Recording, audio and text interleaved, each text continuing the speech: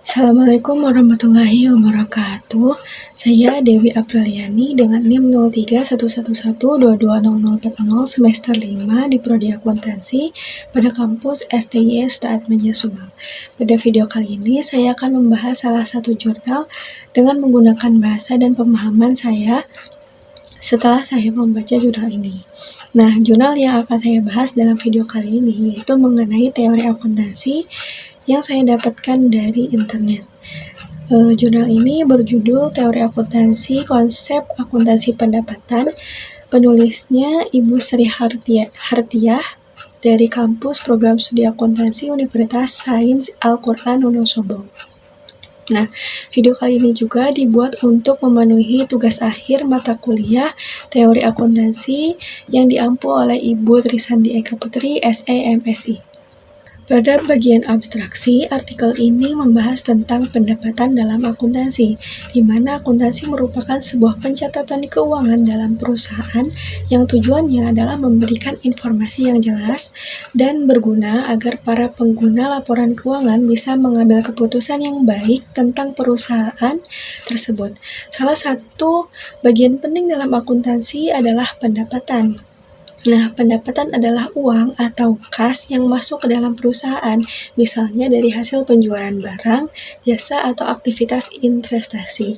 Pendapatan dihitung dalam bentuk uang dan diakui saat transaksi sudah selesai, seperti saat barang sudah terjual atau jasa sudah diberikan. Nah, untuk bagian pendahuluan, pendapatan berperan sebagai salah satu elemen kunci dalam laporan keuangan yang memegang peranan vital dalam menggambarkan kinerja finansial suatu entitas bisnis. Pendapatan juga merupakan aliran masuk kas atau aset lainnya yang timbul dari kegiatan operasional utama perusahaan. Menurut FASB atau Financial Accounting Standard Board, pendapatan adalah arus masuk atau penambahan nilai aset, penyelesaian kewajiban, atau kombinasi keduanya dari kegiatan utama perusahaan. Kegiatan utama perusahaan tersebut dapat berupa penyerahan atau produksi barang, pemberian jasa, atau kegiatan lainnya yang berkelanjutan selama satu periode. Nah, menurut PSAK 23, pendapatan adalah arus masuk bruto dari manfaat ekonomi yang timbul dari pengakuan pendapatan atau aktivitas normal entitas selama satu periode. Sedangkan menurut GAAP atau Generally Accepted Accounting Principles, menetapkan kriteria yang cukup ketat untuk pengakuan pendapatan agar laporan keuangan dapat diandalkan dan dapat memberikan informasi yang relevan. Nah, prinsipnya adalah yang pertama, dan nilai ekonomis harus ditambahkan oleh perusahaan pada produknya. Artinya, perusahaan harus benar-benar memberikan nilai tambah pada produk atau jasa yang ditawarkan. Nilai tambah ini bisa berupa peningkatan kualitas, fitur baru, atau manfaat lain yang dirasakan oleh konsumen. Jika tidak ada nilai tambah yang signifikan, maka pendapatan yang dihasilkan tidak dapat diakui secara penuh. Kemudian prinsip yang kedua adalah jumlah pendapatan harus dapat diukur. Artinya, harus ada dasar yang jelas untuk menentukan berapa besar jumlah pendapatan yang dihasilkan dari suatu transaksi. Pengukuran ini bisa didasarkan harga jual, jumlah unit yang terjual, atau faktor lainnya. Kemudian prinsip yang ketiga ada pengukuran harus dapat diuji dan secara relatif bebas dari bias. Artinya harus ada bukti-bukti yang mendukung jumlah pendapatan yang diakui. Selain itu, pengukuran juga harus bebas dari bias pribadi dan kepentingan tertentu. Prinsip yang terakhir adalah harus mungkin untuk mengestimasi beban yang berhubungan dengan tingkat akurasi yang wajar. Nah, saat mengakui pendapatan, perusahaan juga harus memperhitungkan biaya-biaya yang terkait dengan menghasilkan pendapatan tersebut. Estimasi biaya ini harus dilakukan dengan tingkat akurasi yang wajar, sehingga laporan keuangan yang dihasilkan dapat memberikan gambaran yang akurat tentang kinerja perusahaan tersebut. Nah, di dalam kajian pustaka ada dua pembahasan. Yang pertama ada prinsip pendapatan dan yang kedua ada hakikat dan komponen-komponen pendapatan. Yang pertama ada prinsip pendapatan. Prinsip pendapatan atau revenue principle yaitu aturan dasar dalam akuntansi yang mengatur kapan dan bagaimana pendapatan dicatat. Tujuannya untuk memastikan laporan keuangan yang akurat dan mencerminkan kinerja bisnis perusahaan secara tepat. Terdapat 3 prinsip yang mengaturnya, antara lain yang pertama ada hakikat dari komponen-komponen pendapatan atau apa itu pendapatan. Nah, misalnya pendapatan bukan hanya uang yang masuk, tapi lebih kepada nilai yang kita dapat dari menjual barang atau jasa. Misalnya ketika menjual kue, pendapatan kita adalah harga kue tersebut. Kemudian prinsip yang kedua ada pengukuran pendapatan atau bagaimana cara menghitung pendapatan. Ini tentang bagaimana kita menentukan jumlah pasti dari pendapatan. Misalnya, kalau kita menjual 10 kue seharga 5.000 per buah, maka pendapatan kita adalah 50.000 jika sudah terjual semua. Kemudian prinsip yang ketiga ada penentuan waktu dari pengakuan pendapatan atau kapan pendapatan boleh dicatat. Nah, ini yang paling penting, di mana pendapatan baru boleh dicatat ketika kita sudah benar-benar menyerahkan barang atau jasa kepada pembeli, dan jika yakin akan mendapatkan uangnya. Nah, kemudian prinsip pendapatan sangat penting karena dapat menentukan kapan keuntungan bisa diakui. Kalau sembarangan mencatat pendapatan, laporan keuangan bisa menjadi tidak akurat.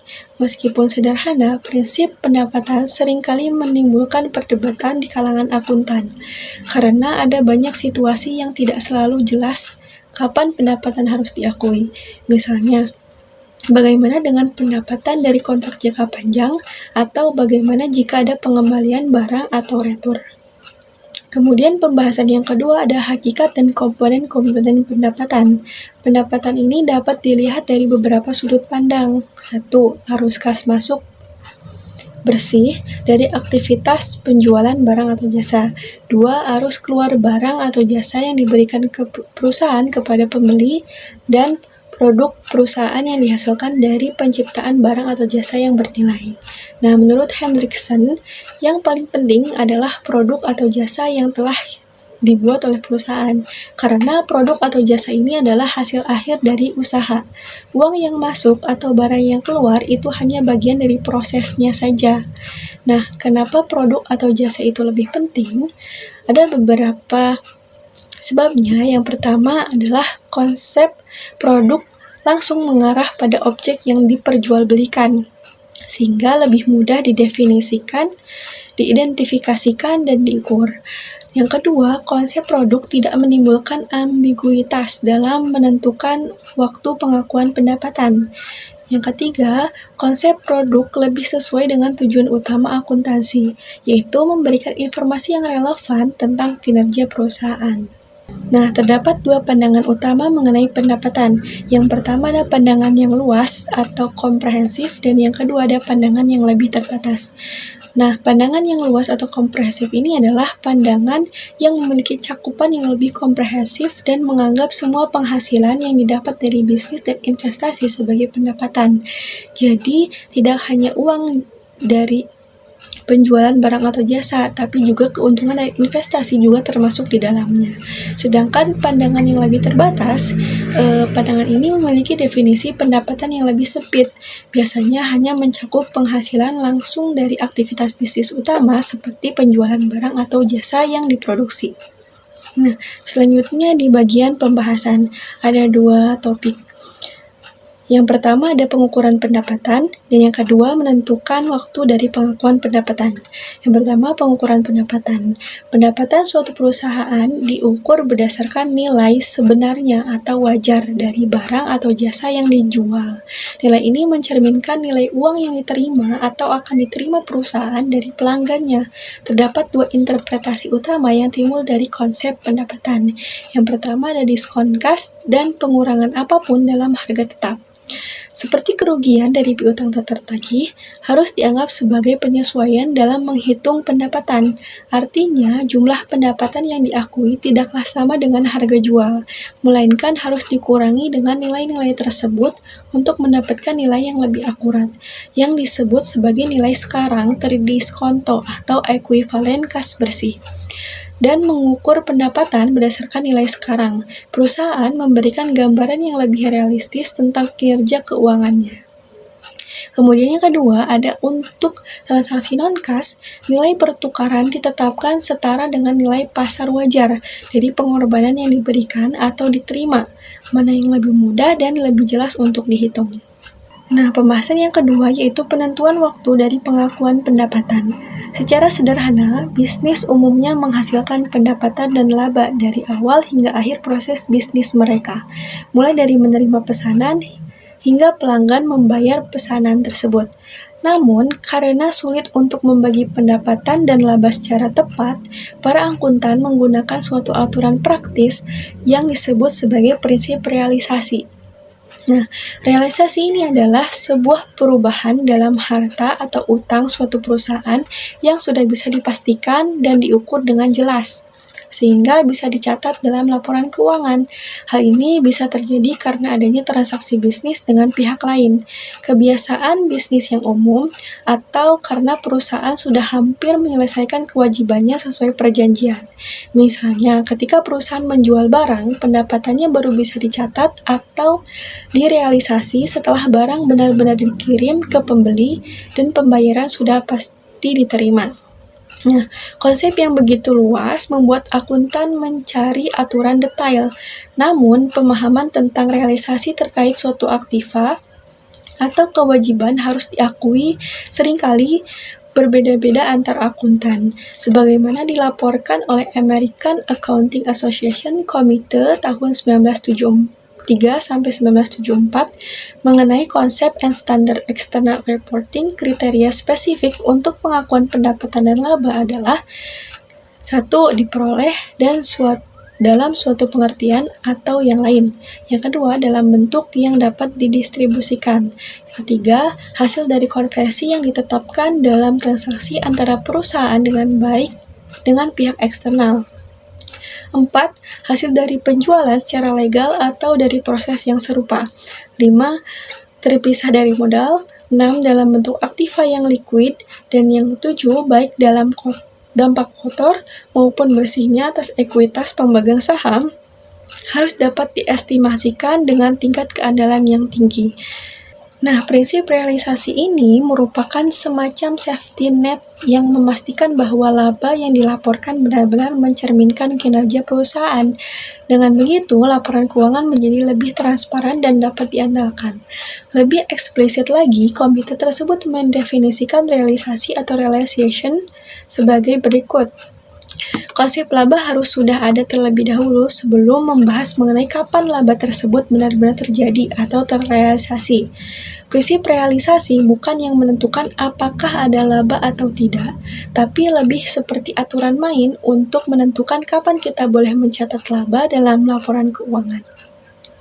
Menurut aturan ini, baru boleh mencatat laba kalau sudah sangat yakin kalau laba tersebut akan terjadi, artinya tidak ada keraguan yang berarti. Nah, secara umum, pendapatan diakui menggunakan dasar akrual atau dasar kejadian penting. Prinsip dasar akrual memberikan fleksibilitas dalam menentukan waktu yang tepat untuk mencatat pendapatan. Pendapatan bisa dicatat saat barang sedang dibuat, saat selesai dibuat, saat barang terjual, atau saat pelanggan membayar. Pilihannya tergantung pada seberapa jauh proses produksi sudah selesai dan seberapa yakin kita akan mendapatkan pembayaran. Kemudian pendapatan secara umum diakui selama dalam beberapa situasi seperti 1. Pengakuan pendapatan sewa, bunga, dan komisi dilakukan pada saat penerimaan dana.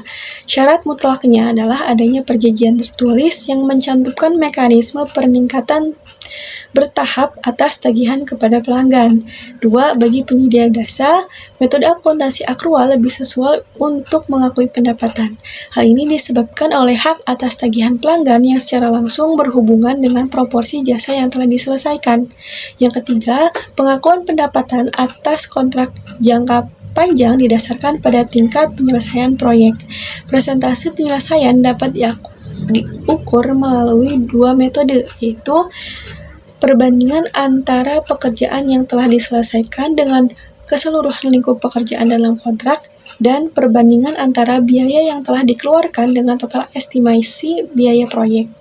Kemudian yang keempat, ada pendapatan atas kontrak biaya plus pembiayaan tetap atau cost plus fixed fee kontrak, lebih baik diakui menggunakan basis akrual. Yang kelima, ketika sesuatu bertambah nilainya seiring waktu, seperti minuman atau anggur yang semakin tua atau pohon yang semakin besar, kita bisa menganggap itu sebagai peningkatan pendapatan. Meskipun belum ada penjualan, sudah bisa diperkirakan nilai kenaikannya dengan membandingkan harga sekarang dengan harga sebelumnya. Nah, dasar kejadian penting atau critical event base untuk pengakuan pendapatan dipicu oleh kejadian penting dalam siklus operasi. Kejadian tersebut dapat berupa 1. Waktu penjualan, 2. Penyelesaian produk, dan penerimaan pembayaran setelah penjualan. Dasar penjualan atau sales base untuk pengakuan pendapatan dibenarkan karena 1. Harga dari produk tersebut diketahui dengan pasti. 2. Barang sudah dikirim dan transaksi sudah selesai, jadi bisa diketahui secara pasti berapa biaya yang telah dikeluarkan. Dan yang ketiga, dalam hal realisasi, penjualan merupakan kejadian yang penting. Kemudian ada dasar penyelesaian produksi dan dasar pembayaran. Nah, dasar penyelesaian produksi atau completion of production base merupakan aturan akuntan mengetahui pendapatan saat produksi komoditas tertentu selesai, bukan saat dijual. Hal ini berlaku untuk barang-barang seperti logam mulia, yaitu emas dan perak, dan beberapa jenis produk pertanian atau mineral. Syaratnya, komoditas tersebut harus memiliki pasar yang stabil dan harga yang tidak mudah berubah. Alasannya karena harga pasar yang stabil dan proses produksi yang sudah selesai dianggap sebagai indikator yang lebih akurat bahwa pendapatan sudah diperoleh perusahaan. Dan dasar pembayaran atau payment base. Ini digunakan untuk mengakui pendapatan ketika nilai barang yang dijual sulit ditentukan secara akurat pada saat penjualan terjadi. Metode ini melibatkan penundaan pengakuan pendapatan penuh hingga pembayaran diterima secara bertahap. Nah, pada bagian kesimpulan, prinsip pendapatan merupakan dasar dalam pengakuan pendapatan dalam laporan keuangan. Komponen pendapatan dapat berupa penjualan barang atau jasa, pendapatan bunga, pendapatan sewa, dan pendapatan lainnya. Pengukuran pendapatan sangat penting untuk menghasilkan laporan keuangan yang relevan dan andal. Pendapatan diukur berdasarkan nilai wajar dari barang atau jasa yang dijual. Pendapatan umumnya diakui ketika barang atau jasa telah diserahkan kepada pelanggan dan terdapat keyakinan yang masuk akal bahwa pembayaran akan diterima. Nah, berikut ini merupakan beberapa referensi yang saya gunakan dalam mengerjakan artikel penugasan akhir teori akuntansi ini. Mungkin sekian video penjelasan mengenai pembahasan jurnal yang berjudul Teori Akuntansi Konsep Akuntansi Pendapatan yang ditulis oleh Ibu Sri Hardiah. Mohon maaf apabila banyak kekurangan dan kesalahan dalam penyampaian dan pembahasan yang saya ungkapkan dalam video ini. Karena tujuan dari pembuatan video ini adalah dalam rangka aktivitas pembelajaran untuk memenuhi tugas akhir teori akuntansi. Terima kasih. Wassalamualaikum warahmatullahi wabarakatuh.